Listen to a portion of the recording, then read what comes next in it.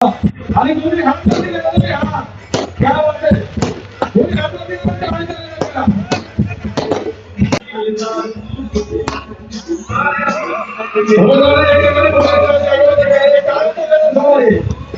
आणि महाराणा काय करायचं सन्माननीय साहेबांना मिळतो राजा भाऊ मिळतो राजा भाऊ पुढे राजा भाऊ पुढे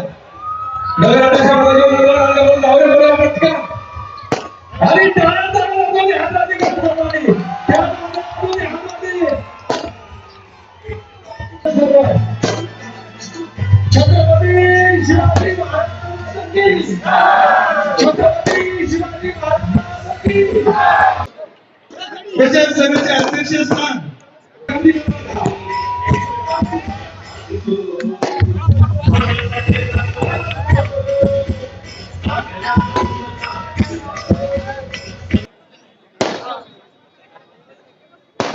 धन्यवाद त्यानंतर आपण पुढे आलो त्यांच्या हाती प्रवेश केला जातो त्यानंतर रिक्षा सेवेचे 700 पदाधिकारी रिक्षा सेवेचे 700 पदाधिकारी हे आदरणीय नामदार एकनाथजी शिंदे साहेबांवरती विश्वास ठेवून शिवसेनेमध्ये प्रवेश केला आहे त्यांचं कॅलेंडरचं प्रकाशन केलं जाईल म्हणून त्या दिनदर्शिका काढण्यात आलेली आहे दिनदर्शिका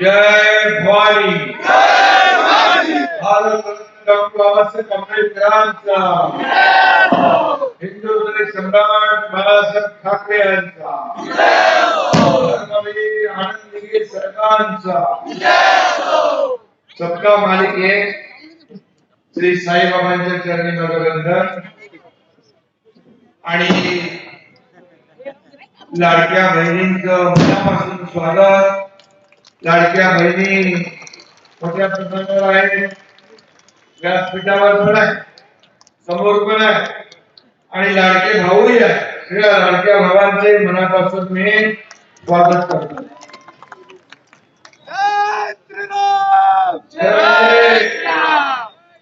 कोपरगाव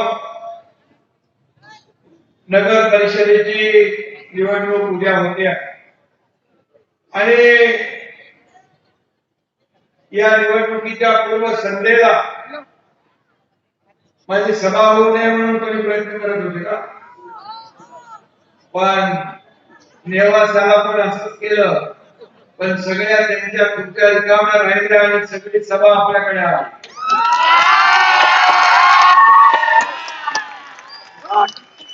आता लाडक्या बहिणींना तुम्ही फसवू शकत नाही त्यांचा लाडका भाऊ त्यांच्या समोर उभा आहे आणि म्हणून या लाडक्या बहिणींसाठी मी मुख्यमंत्री असताना मुख्यमंत्री माझी लाडकी बहीण योजना सुरू केली अनेक लोकांनी त्याला विरोध केला अनेक लोक कोर्टात गेले अनेक लोकांनी त्याच्यात थोडा घातला पण माझ्या लाडक्या बहिणींनी त्यांना चांगला जोडा दाखवला आणि त्यांना घरी घेतलं लाडकी बहीण योजना एक लाडकी गणपती योजना एसटी मध्ये 50% सवलत देण्याचा निर्णय माझ्या मुलींना उच्च शिक्षण मोफत मिळालं पाहिजे त्यासाठी योजना शेतकरी सन्मान योजना त्याचबरोबर पीक विमा योजना ज्येष्ठांसाठी वयोश्री योजना युवकांसाठी मुख्यमंत्री युवा प्रशिक्षण योजना याच्यामध्ये थोडी अडचण आहे ही देखील आपण दूर केल्याशिवाय राहणार नाही आणि युवकांची देखील योजना या सर्व योजनांमध्ये माझी लाडकी योजना कुठली असेल तर मुख्यमंत्री माझी लाडकी बहीण योजना ओवाळणी दर महिन्याला मिळते ना आणि म्हणून कोणी माहिती लावला तरी लाडकी बहीण योजना कधी बंद होणार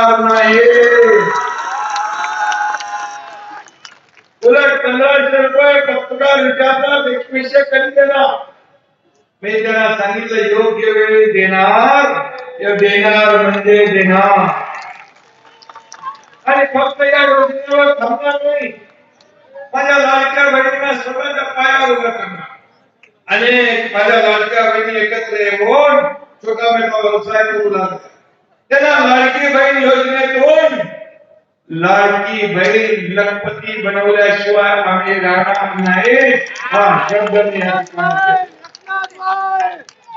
आणि म्हणून बघा आपले राजेंद्र जावरे या ठिकाणी आपले उमेदवार आणि मी पण आपल्याला सांगतो येऊन येणार कोण? मला वाटतं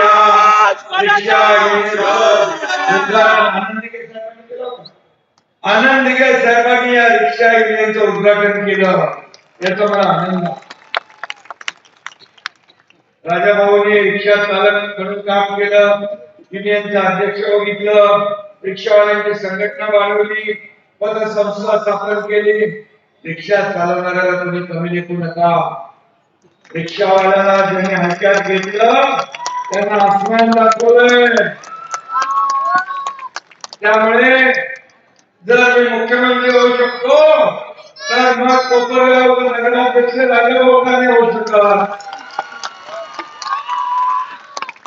आणि म्हणून जसा रिक्षावाला वाट बघतो तसं वेळ आल्यावर माठ लावतो पाहिजे. आणि म्हणून बिनधास्त करा राजाभाऊ, तुमच्या पाठीशी तुमचा भाऊ एकनाथ शिंदे खंबीरपणे उभा. आणि म्हणून मी आपल्याला एवढं सांगतो की या लाडक्या बहिणींना योजना देत असताना माझ्या मनामध्ये पूर्वीचे दिवस होते. मी देखील एका शेतकऱ्याच्या कुटुंबातून जन्माला, एक सर्वसामान्य कुटुंबात माझा जन्म झाला. मी त्यावेळची परिस्थिती पाहिली, माझ्या आईची माझ्या पत्नीची काटकसर पाहिली, महिना कसा भागवायचा, कशी काटकसर करायची हे मी डोळ्याने पाहिलंय. आणि मी जेव्हा मुख्यमंत्री झालो तेव्हा ठरवलं की माझ्या लाडक्या बहिणींसाठी, मातांसाठी काहीतरी निर्णय घ्यायचा आणि त्यातून लाडक्या बहीण योजनेचा जन्म झाला. आता कोणीही ती योजना बंद करू शकत नाही.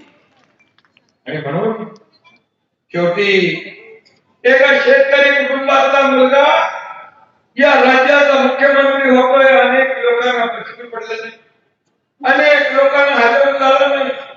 रोज मी मुख्यमंत्री असताना 2.5 वर्ष अशा टीका टिप्पणी, बसता उठता एकनाथ शिंदे, झोपता एकनाथ शिंदे, स्वप्नात सुद्धा एकनाथ शिंदे, आरोप आरोप आरोप. आणि एकनाथ शिंदेने त्या आरोपाला आरोपाने उत्तर दिलं नाही, कामातून उत्तर दिलं. टीकेला टीकेने उत्तर नाही तर कामातून उत्तर दिलं. म्हणून 2.5 वर्षामध्ये एवढं काम केलं, लोकाभिमुख कल्याणकारी योजना केल्या, विकासाला चालना दिली, महाराष्ट्र सर्व क्षेत्रामध्ये पुढे गेला.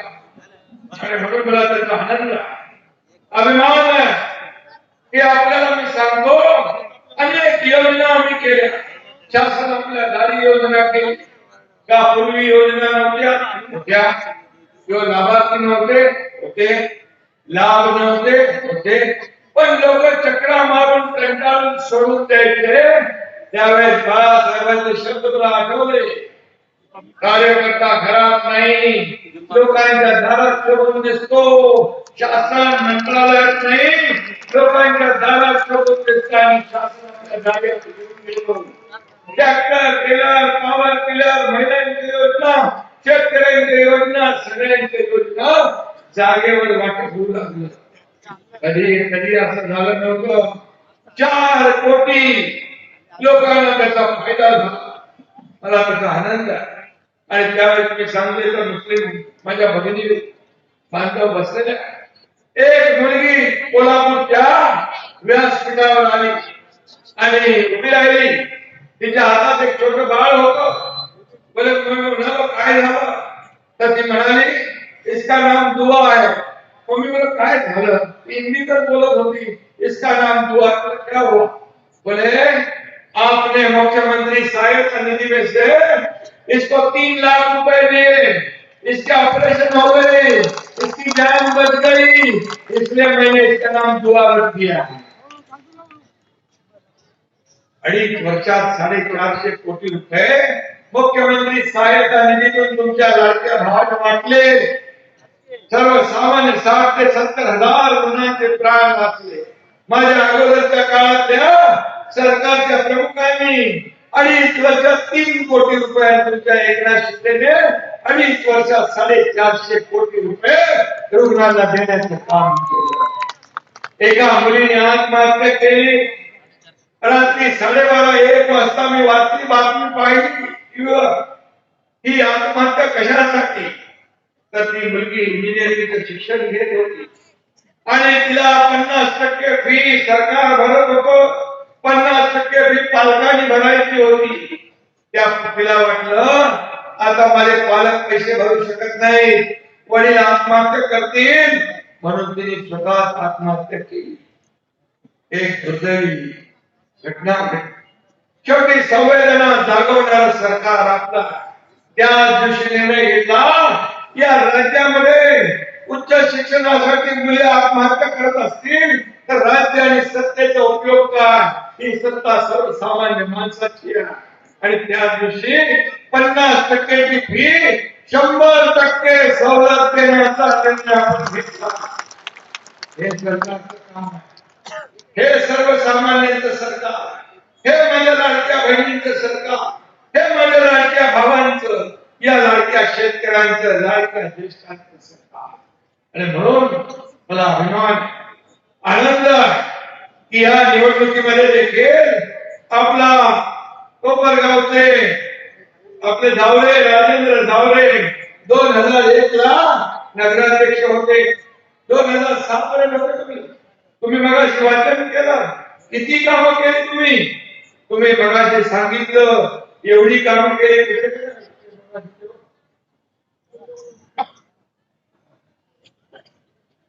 मी बघत होतो नगराध्यक्ष पदाच्या कारकिर्दीमध्ये ऐतिहासिक काम शिवाजी महाराजांचा पूर्ण तुकडा, राजाभाऊ त्याचबरोबर हे सगळे शाळा दुनिया सगळं किती आहे. आता मला वाटतं त्याच्यानंतर काय कामच झालं नाही का? म्हणजे वनवास 14 वर्षाचा असतो, तो 20 वर्ष झाले वनवास आहे. आता वनवासातून तुम्हाला कोपरगावला बाहेर काढायचंय ना, परिवर्तन घडवायचंय ना, आणि मग त्याला पर्याय काय? राजाभाऊ जावरे पाहिजे ना. म्हणून राजेंद्र जावरे आपल्या नगराध्यक्ष पदाचे उमेदवार आहे. एक सर्वसामान्य कार्यकर्ता काय करू शकतो त्यांनी त्याच्या 5 वर्षाच्या कारकिर्दीत दाखवलेला. आणि म्हणून या ठिकाणी राजेंद्र धावरे आणि त्यांचं पॅनल पूर्णच्या पूर्ण निवडून आलं पाहिजे अशा प्रकारची विनंती तुम्हाला मी करायला आलो.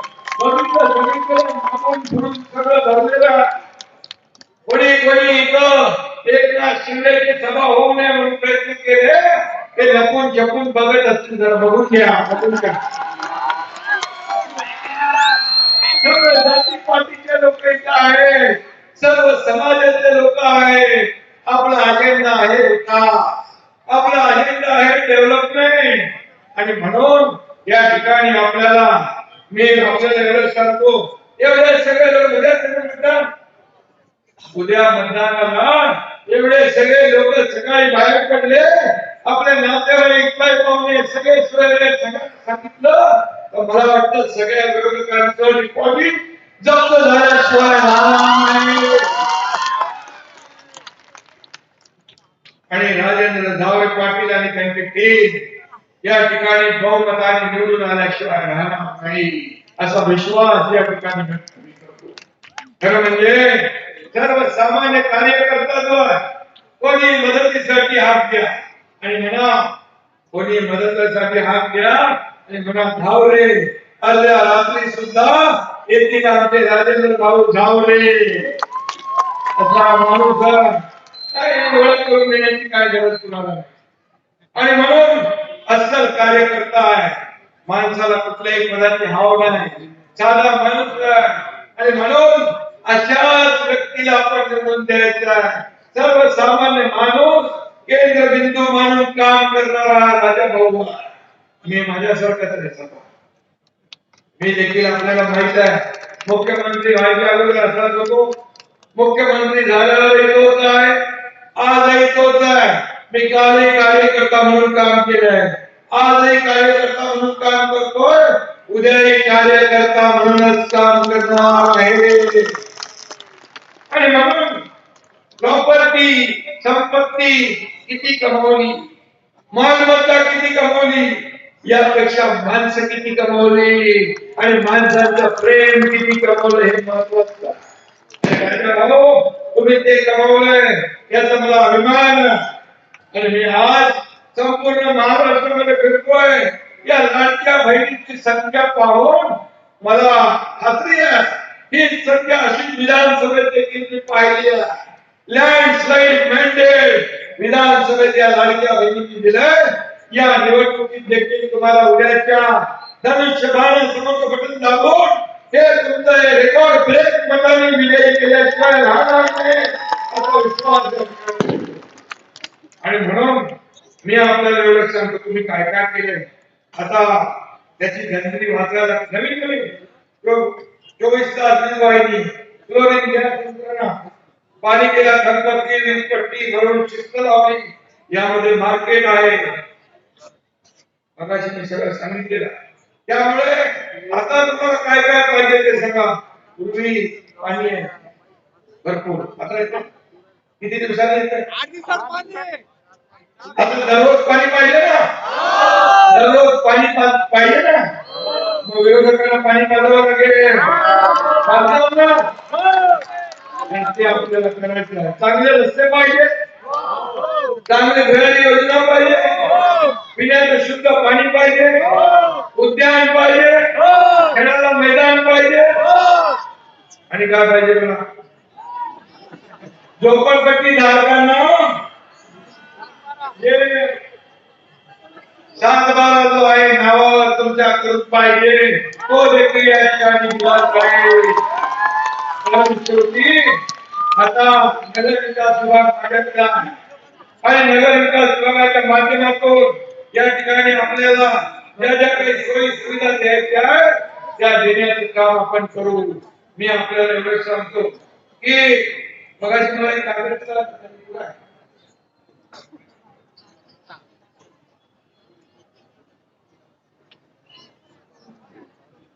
नांदूर मधमेश्वर ते कोपरगाव पिण्याच्या पाण्यासाठी जे बंदिस्त पाईपलाईन पाहिजे ना, ते देण्याचं काम आपण करू.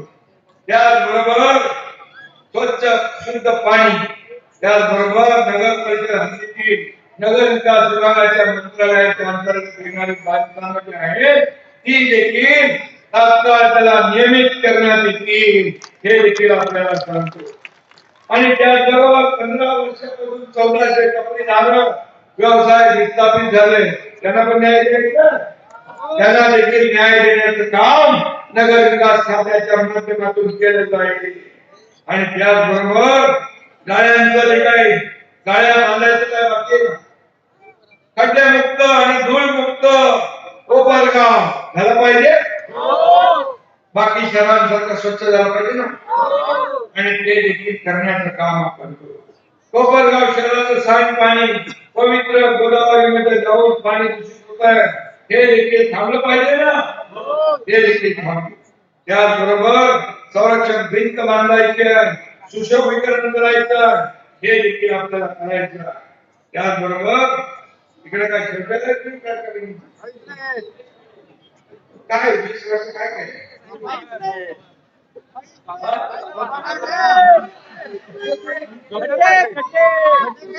सगळे पैसे काय खाल्ले आता त्यांनी हडप केलं, त्यांना तुम्हाला निवडणुकीमध्ये विरोध करायचा.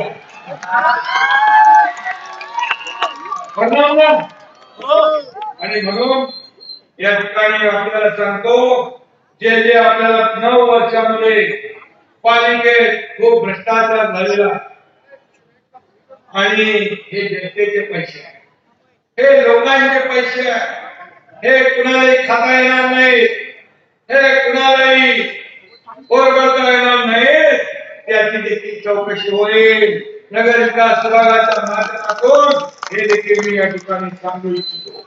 आणि म्हणून मी आपल्याला एवढंच सांगतो की आपण छत्रपती शिवाजी महाराज, छत्रपती संभाजी महाराज, भारतरत्न डॉक्टर बाबासाहेब आंबेडकर, लोकशाही अण्णाभाऊ साठे यांचे भव्य पुतळे उभारले. कोणी उभारले? राजा भाऊंनी उभारले. असा राजा भाऊ बघा या ठिकाणी महापुरुषांचे पुतळे उभारले.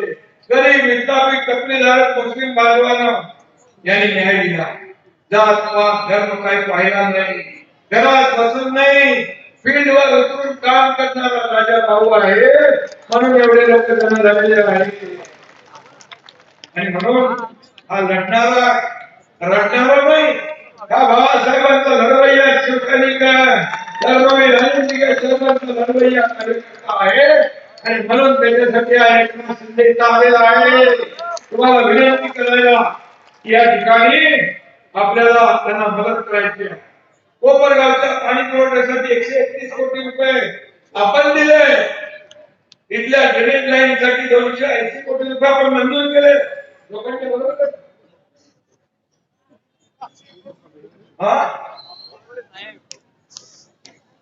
आणि 3 वर्षात 46 कोटी रस्ते, पाणी पुरवठा, स्वच्छता विभाग, भूमिगत गटार योजना या ठिकाणी.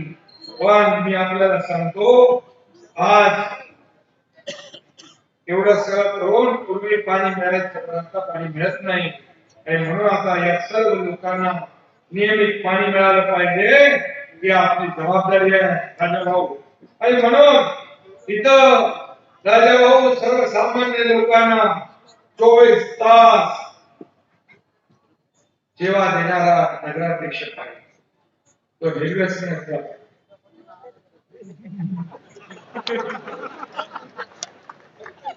एकदम जेंटलमॅन आहे.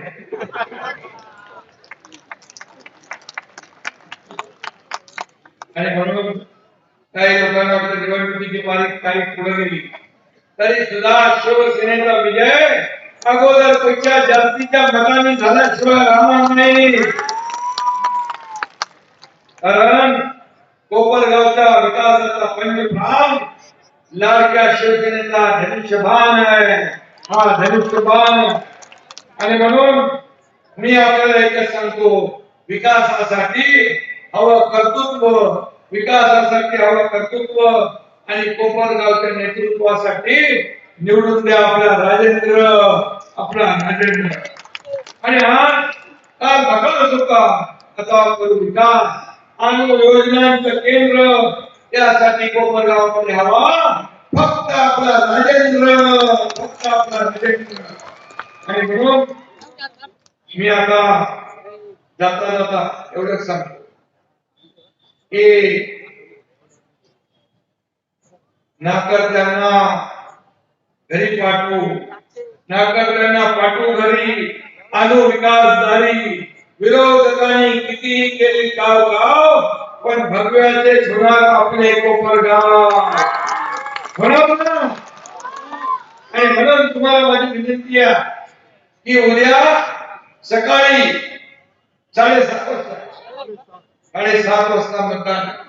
एवढ्या सर्व लोकांनी मतदान केलं तर मला वाटतं 15 उद्या मतदान, 20 तारखेला आणि 21 ला परवा फटाके विजयाचे फोडायला या ठिकाणी आपण सगळे जमूया. या कोपरगाववर शिवसेनेचा भगवा फडकवूया, त्या कोपरगाववर विकासाचा भगवा फडकवूया. धनुष्यबाणाला मत म्हणजे विकासाला मत आणि राजेंद्रला मत म्हणजे विकासाला मत. बाकी माझ्यावर सोडा. हा एकनाथ शिंदे दिलेला शब्द पाहतो. मी जेवढं बोललोय, तुम्ही सत्ता द्या, तुम्ही नगराध्यक्ष द्या, तुम्ही टीम निवडून द्या. एकनाथ शिंदे जे बोललाय ते दिल्याशिवाय राहणार नाही. हा शब्द मी आपल्याला देतो. आणि म्हणून मी असं कधी जे होणार ते बोलतो, जे होणार नाही ते बोलत नाही. आणि म्हणून मला नेहमी बाळासाहेब सांगायचे, आनंद निगे साहेब सांगायचे, शब्द देताना 10 वेळा विचार करा, 100 वेळा विचार करा, पण एकदा शब्द दिला की माघारी नाही. आणि म्हणून मी म्हणतो, एक तो मैं कमिटमेंट करता नहीं, लेकिन एक बार मैंने कमिटमेंट कर दी तो फिर मैं खुद की भी नहीं सुनता. धन्यवाद. जय हिंद, जय